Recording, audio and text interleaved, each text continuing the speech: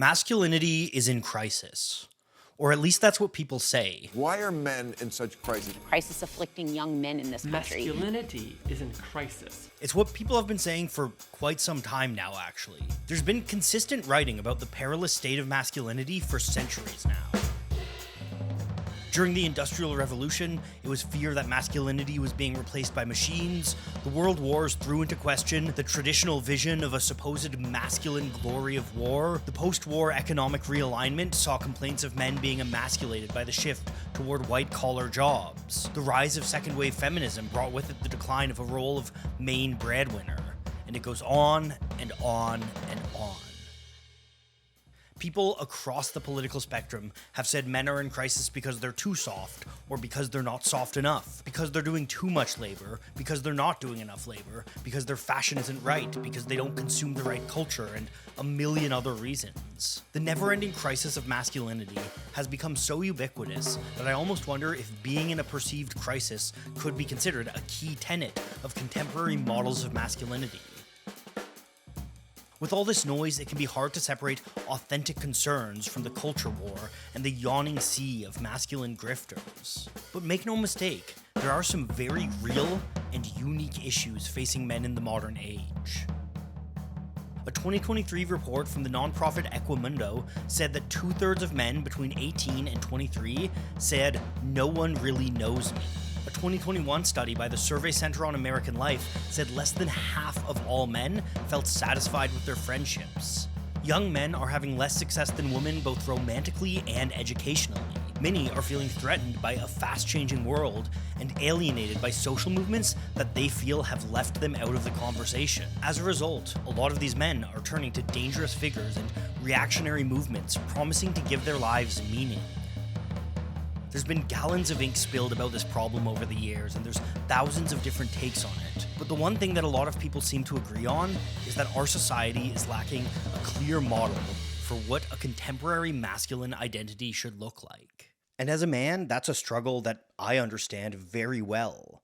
I've grown up in a media world full of constructed masculinity that's utterly unattainable, deeply problematic, or simply just doesn't resonate with the person that I want to be. Statistically, if you're watching this, there's a pretty good chance that you're a man too, and there's a pretty good chance that you've felt many of these same struggles. And ultimately, I think our only way out of these struggles is to create and celebrate our own models of masculinity. Models that break from the constant cycles of loneliness, anger, and pain.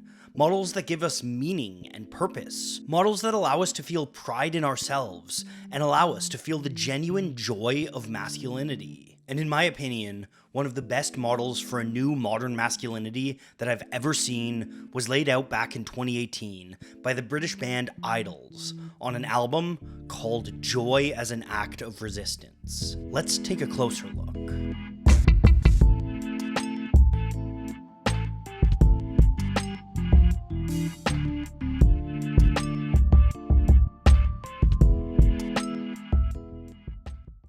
Joy as an Act of Resistance isn't entirely about masculinity. It's an album that was originally born as an expression of grief, and a piece that touches on politics, mass media, and romance, among many other themes. But nearly all of these are explored through the context of masculinity, and this is something evident from the opening moments. Colossus begins as a dark, brooding piece, with frontman and lyricist Joe Talbot opening up about a personal history of addiction and self-harm. I was done in on the weekend.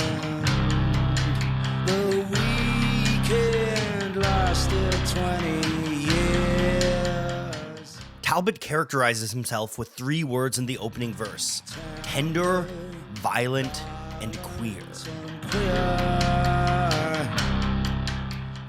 This simple, seemingly paradoxical description can provide a framework for our entire understanding of the masculine identity put forth in this album. Tenderness is a trait that is frequently silenced by modern masculinity, discouraged in young boys because it's seen as a sign of weakness. But in reality, there's nothing weak about being tender and caring to those you love, and doing so is an essential part of building strong families, strong friendships, and strong communities. tendencies. Tenderness is put in direct contrast with violence, a behavior that's been associated with masculinity for centuries. A lot of discussions on this topic frame violence as a purely negative thing, a toxic aspect of masculinity that should be discarded entirely. But IDLES don't take that route. As we'll see, there's much of this album that actually embraces violence in the right context. Talbot explained in an interview with The Line of Best Fit, "Us as a band utilize and celebrate the tone of violence all the time. I think it's a great vehicle for poignancy and embracing the audience by the fucking ankles and dragging them into our world. Violence is important to me as an artist. To cut through and sever the arteries of popular culture, you need to be violent. And I won't stop doing that because I love it. I think violence is a beautiful tone."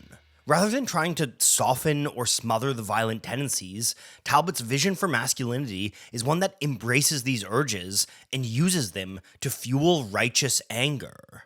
And that violence has direct ties to Talbot's last descriptor, queerness. As he explained, the relationship between sexual tension and violence in men is huge and apparent, so I'm sure a lot of men will recognize it, though I'm sure they won't say it out loud. You can see this particularly in athletics and sport, a field that has been closely tied to ideas of manhood for millennia. Sport is an outlet for violence, but there's also a deep homoeroticism present in so many sports. And I think that's because sport is one of the few places where men are allowed and even encouraged to show emotion and to show true fraternal love. Outside the realm of sports, men's affection for each other is mocked and policed, discouraged by a deep and pervasive culture of homophobia. So much of modern Western masculinity defines itself through heterosexual virility and dominance over women. So men loving each other is seen as a direct threat to that. And to be clear, this is not a universal thing. In cultures both historical and contemporary, physical and emotional affection between men is way more common. There's plenty of places on Earth where it's completely normal and accepted for platonic male friends to hold hands and even kiss. This kind of touch and overt showing of affection is key to offsetting the loneliness that so many young men are struggling with. The pressure of this homophobic gaze is only amplified for queer men like Talbot himself, who is bisexual. These concepts of tenderness, violence, and queerness are guiding themes for joy as an act of resistance, and we'll see them pop up time and time again as we dive deeper into the piece. In Colossus, Talbot's exploration of his own identity is put against an ominous instrumental arrangement. The heavy, smothering noise of the music is a representation of the immense weight of social pressure that men feel. We see that pressure reflected in the lyrics too, as Talbot describes the cruel gaze of boys in his childhood and the looming shadow of his father. They laugh at me when I run. I waste away for fun. I am my father's son. His shadow weighs a ton. This speaks to the cyclical, intergenerational nature of men's struggles. The constructed masculinity of our forefathers reverberates down through time.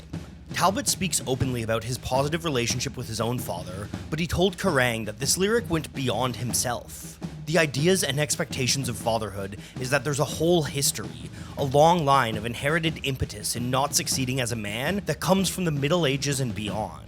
This cycle of isolation, pressure, and pain is represented in the song's chorus.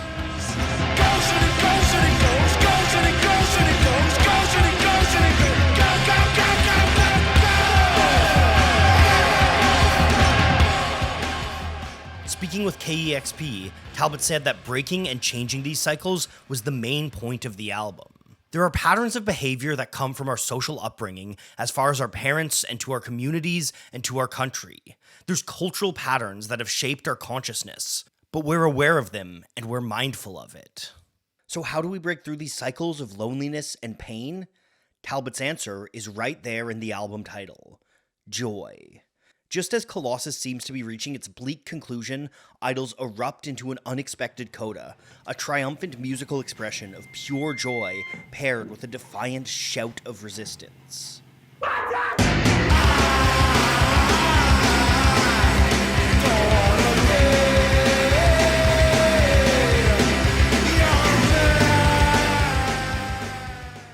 Talbot follows this up with a raucous declaration of his own models for masculinity. I'm like stone cold Sebastian. I put homophobes in coffins. I'm like Fred Astaire. I dance like I don't care. He's not entirely rejecting or burying masculinity. In fact, all of the men that Talbot names in this coda occupy celebrated cultural archetypes of masculinity.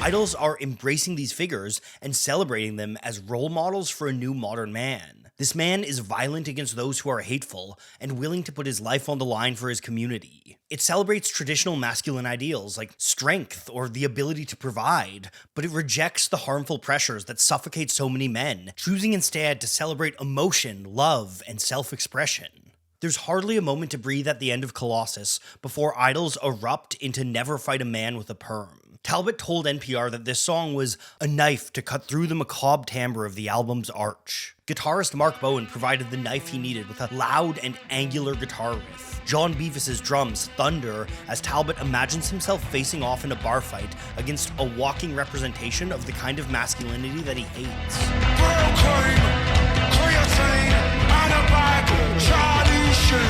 With a sardonic, comic edge, Talbot rails into all the issues with this man's performance of masculinity. He thinks he's smart, you're not smart, 'cause you watch Get Carter, you were a catalog, plastic Sinatra. The whole song is the sort of power fantasy that I think most men have had. I'd be lying if I said I hadn't imagined myself beating the shit out of a douchebag at a bar before. But for Talbot, it's more than just fantasy. It's a reflection of his own personal history, as he told Kerrang! I used to be a real piece of shit, and I used to be surrounded by that sort of behavior, violent behavior that was through boredom. I was surrounded by these really angry men, and wanted to reflect how ludicrous it was. Talbot shows this evolution at the end of Never Fight a Man with a Perm, when the lyrics suddenly turn away from confrontation and accept peaceful reconciliation.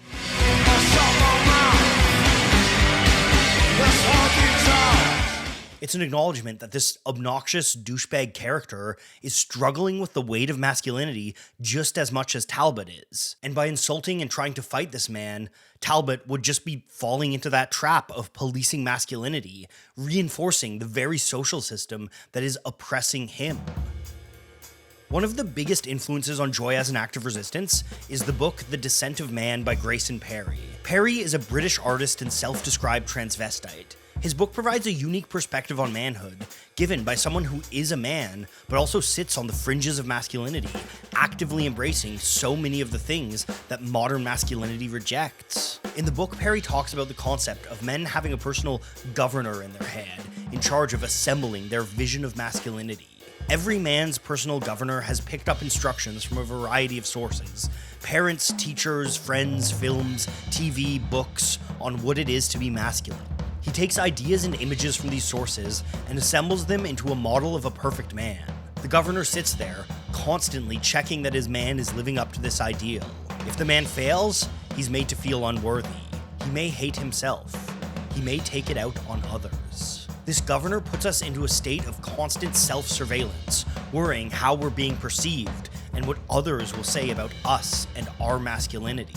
IDLES reject this inward gaze and these kinds of insecurities in I'm Scum, a song that sees them proudly identifying with labels that have been hurled of them because of their own vision of masculinity. I'm lefty, I'm soft, I'm minimum wage job, I am a mongrel dog, I'm just another cog, I'm Scum, I'm Scum. Yeah. In the second verse, Talbot challenges one of the single most popular images of masculinity in the modern age. I don't care about the next James Bond. He kills for country, queen and God. We don't need another murderous tough. I'm just wondering where the high street's gone, 'cause I'm scum. The chauvinistic imperialism that James Bond represents is deeply tied to the history of British masculinity. But IDLES are having none of it. They don't see manhood as being tied to power and dominance, and instead choose to focus on building stronger communities and taking down hegemonic systems of power that have proved to hurt men just as much as women, if not more. The potential strength in this new community and new vision of manhood is summed up in the pre-chorus. The snowflakes on avalanche, dirty, rotten, filthy scum. While it's not quite as common now, back in 2018, snowflake was the choice insult of alt-right reactionaries. It was thrown at anyone with socially progressive views and meant to imply a weakness and fragility. I'm Scum reclaims and inverts this insult, celebrating the power that comes from people who are willing to band together to form strong communities of love and mutual respect. Ironically enough, the contemporary usage of snowflake probably stems from Fight Club, another piece of media interrogating masculinity based on a book written by a gay man. You are not a beautiful or unique snowflake. You are the same decaying organic matter as everything else. As the album progresses, the questions of men's identity fold into a broader political fight. Danny Nadelko is an open and unashamed celebration of Talbot's love for his friend, but it's also an open and unashamed celebration of immigrants. In the chorus, Talbot declares fear to be the origin point of the hatred and xenophobia of his time. Fear leads to panic, panic leads to pain, pain leads to anger, anger leads to hate. Fears of immigration aren't exclusively rooted in our ideas of manhood, but it definitely plays a part. One of the most common concerns people have with immigration is the idea that immigrants are taking jobs away from people. Because there's so much pressure on men to provide economically, not being able to get a job can be seen as a sort of emasculation. Beyond that, a lot of national identities are tied to patriarchal images of manhood. So when a national identity begins to change, it can seem like a threat to masculine identities. IDLES explore this theme later on the album with Great, which attempts to reach across the aisle and embrace those who have succumbed to this fear of the other. Islam didn't eat your hamster, change isn't a crime, so won't you take my hamster and sing with me in time. Another pervasive theme on Joy as an Act of Resistance is vulnerability, something Talbot sings about in Love Song, his unorthodox ode to his wife. I wrote a love song, 'cause you're so lovable. I carry the watermelon, I wanna be vulnerable. Talking with Kerrang, Talbot said that people frequently misunderstand what vulnerability truly is. There's no vulnerable side and brave side. Vulnerability is a vehicle of showing who you truly are. What we do is hide parts of ourselves that we don't like because we're told not to like them by society. The more you learn to love yourself, who you are, your entirety, and listen to yourself long enough, you become confident enough to show all of yourself. Midway through the album, Talbot shows his true self with the most vulnerable song of all, June. June is a piece that Talbot wrote after his first child was stillborn. But stillborn, I am a father. This tragedy was a turning point for Talbot. He had already been in therapy beforehand, but when he lost his daughter, it finally broke down a wall that had been building within him for a long time, a wall that many men build within themselves. He explained to Line of Best Fit, "I thought for years that I'd been so strong because I'd kept myself poised and I'd not cried. But after my daughter's death, I cried every day. And it was the best feeling. My partner and I could cry together.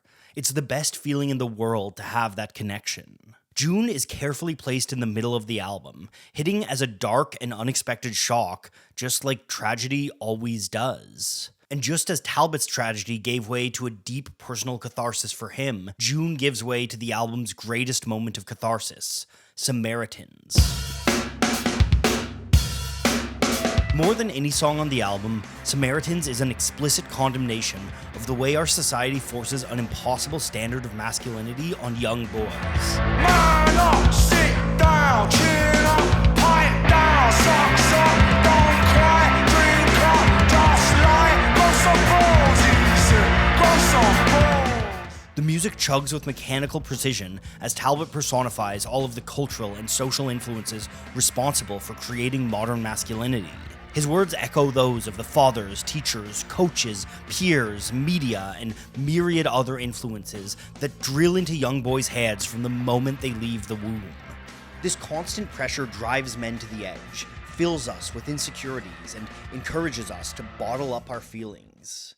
It drives us to loneliness, to self-doubt, or sometimes to lashing out violently at those closest to us. This behavior isn't only a risk to men ourselves, but to society at large, as Talbot told Kerrang. A lot of the problems on planet Earth come from men acting out. It's crazy that you still can't share your true self because that would be emasculating. It's fucking insane. It's harmful and dangerous to our society, and to me and the people I care about. I just wanted to talk about it. It's like putting the monster under the bed. It's not healthy. In the pre-chorus to Samaritans, Talbot offers his most overt statement about masculinity. The mask of masculinity is a mask that's wearing me. The mask. When we as men allow these destructive, unattainable standards to define our lives, we bury our true selves and go through life hidden and masked. The chorus of Samaritans sees Talbot tearing this mask off. I'm a real boy and I cry. I love myself and I want to try. Crying is a genuinely important part of human life. It's something we've quite literally evolved as a mechanism that allows us to release stress and pain. It benefits our immune systems, it helps with mental health issues, it promotes social bonding. It's actually fucking insane that the modern construction of masculinity has made men ashamed to cry. Crying is just a fundamental and necessary part of being human. And make no mistake, this taboo around crying is very much a modern thing. There's a long and well-documented history of men's tears being accepted and even celebrated as noble. But today, it's something actively discouraged in boys from a remarkably young age. And in the second half of the chorus, we see one of the fallouts of a toxic culture that doesn't even allow men to experience one of the most primal human sensations. This is why you never see your father cry. This is why you never see your father. Talbot is tying the epidemic of absentee fathers directly to our absurd culture of masculine stoicism. When we can't express or understand our emotions, it drives us to hide and run from those that we need the most. These unattainable standards make us feel like burdens on people that just want our love and want to help us. They make us feel guilt and shame for experiencing even the most basic emotions. And if it doesn't result in lashing out or running away, it can result in us turning inward and becoming prisoners of our own minds.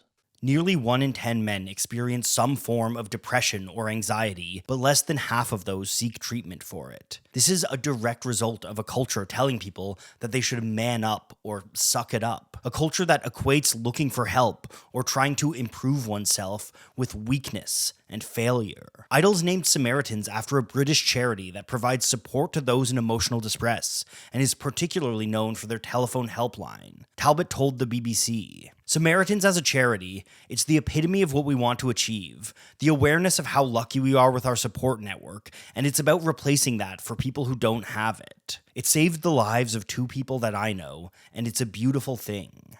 I view Samaritans as a sort of mirror of Colossus, contrasting pulsing, repetitive noise with open-hearted explosions of joy and authenticity. And the explosion in the Bridge of Samaritans is maybe the rawest, most intense moment on the entire album. I kissed a boy and I liked it.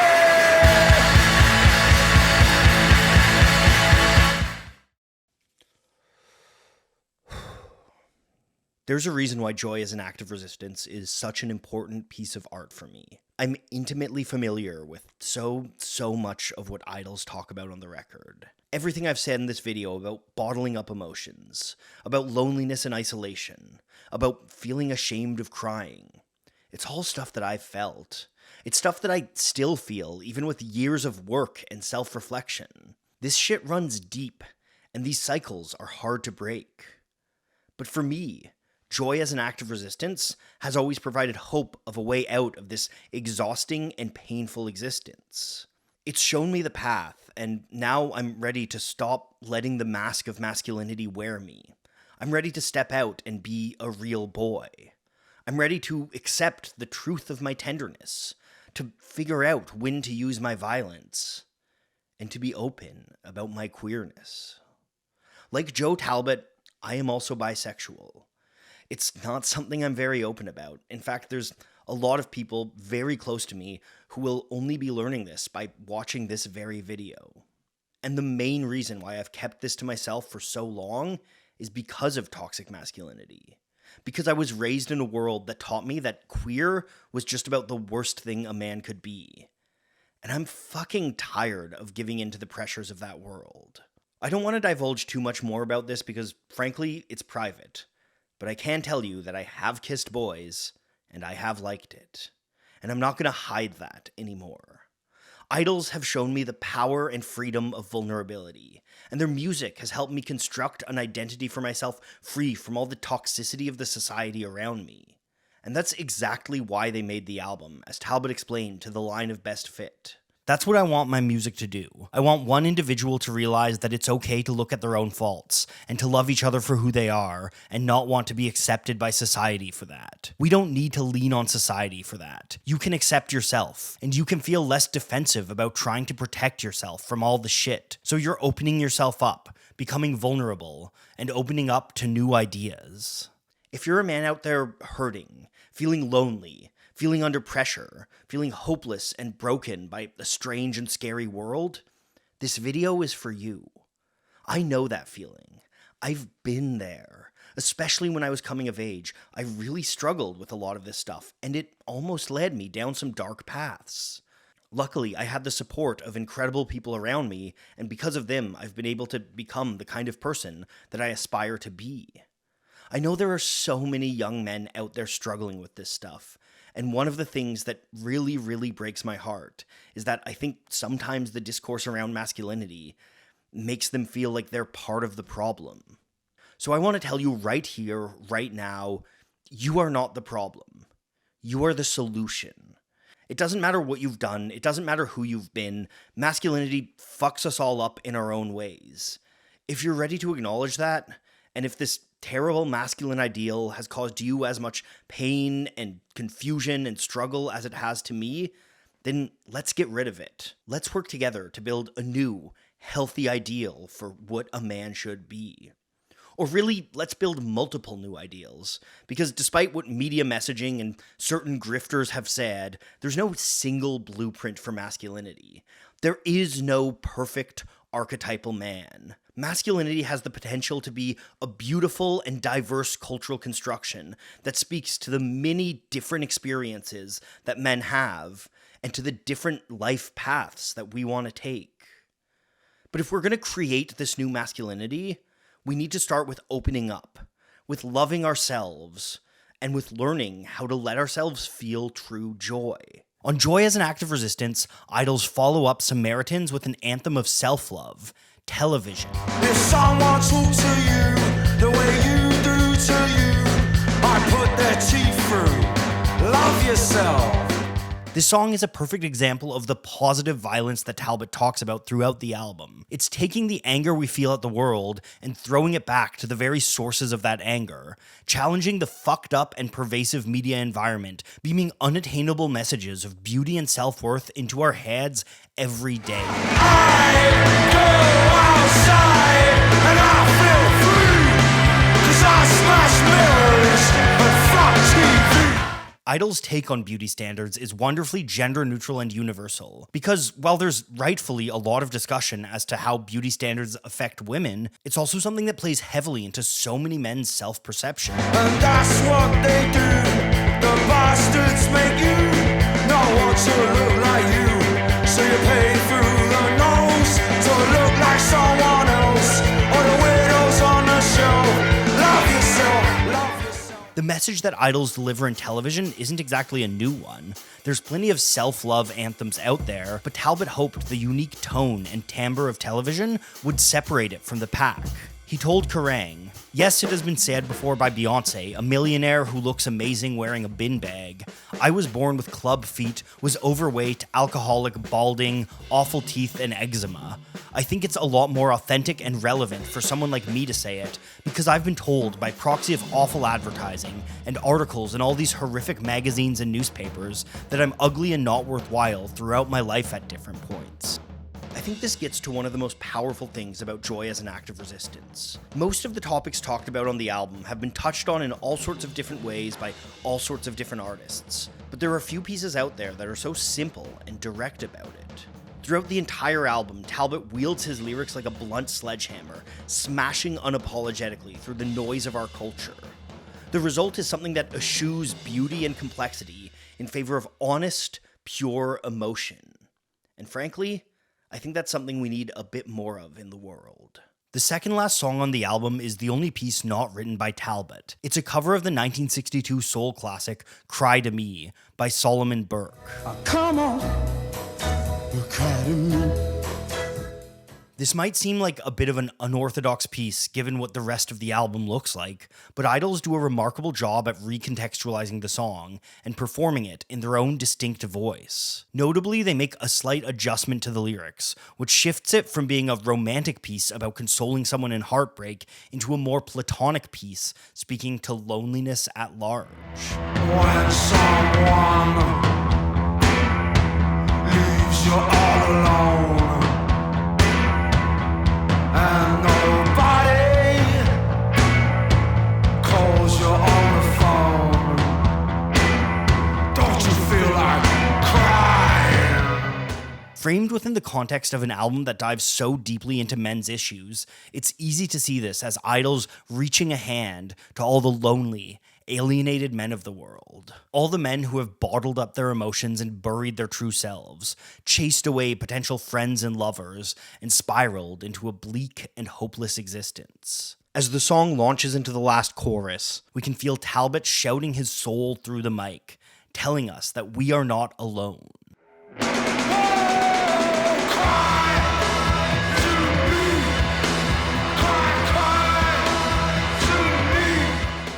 Joy as an act of resistance is 7 years old at the time of this script. And in the 7 years since it was written, I think a lot of things have taken a turn for the worse. The state of men has declined as we've entered an era of extreme economic precarity and political instability. For me, that's why this album is more important than ever. I know that year after year, I keep returning to it, and I keep finding it resonates more and more. So I hope you can find that too. I hope this album can give you some inspiration, some catharsis, and most of all, some joy. Because in the face of the darkness looming over us all, joy and self-love are not just acts of resistance. They're essential lifelines to get us through, and stepping stones to help us build a better world.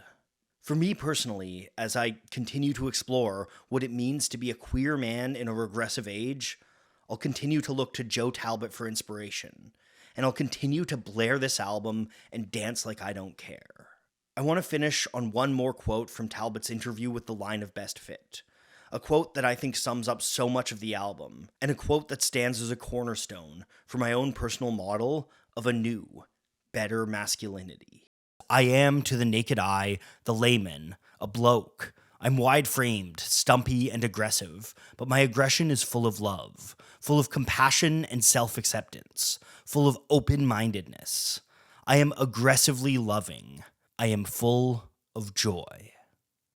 This video kind of marks the beginning of a new era of Polyphonic, where I'll mostly be posting longer form videos. These longer videos will allow me to go into new levels of depths on topics and explore things that I've really wanted to explore for a long time. Things like the dense history behind Bob Dylan's most famous bootleg.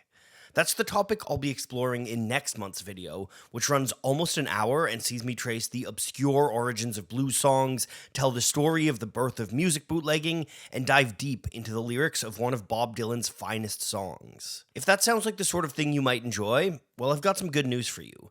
You can watch that entire video ad-free on Nebula right now. For the foreseeable future with this new release schedule, all of my regular Polyphonic videos will be released a full month ahead on Nebula. Nebula is the prestige streaming platform created and owned by creators like myself. It's got an incredible library of thoughtful originals, from riveting documentaries to inventive game shows to thought-provoking fiction originals. You can get access to all of these, as well as early ad-free videos by myself and other great creators, for the price of a cup of coffee a month. If you go to go.nebula.tv/polyphonic, you can get 40% off an annual premium subscription, which means just $3 a month or $36 for a year. So head on over to go.nebula.tv/polyphonic and check out the video now. And once you're done with that, you can check out the new original Abolish Everything, which sees comedians roasting pet peeves that they want abolished from society. It's a super fun watch, and it's only available on Nebula. So again, go to the link in the description and you can get the best deal possible. You can watch my stuff early, and you can really help support my channel. And hey, thanks for watching.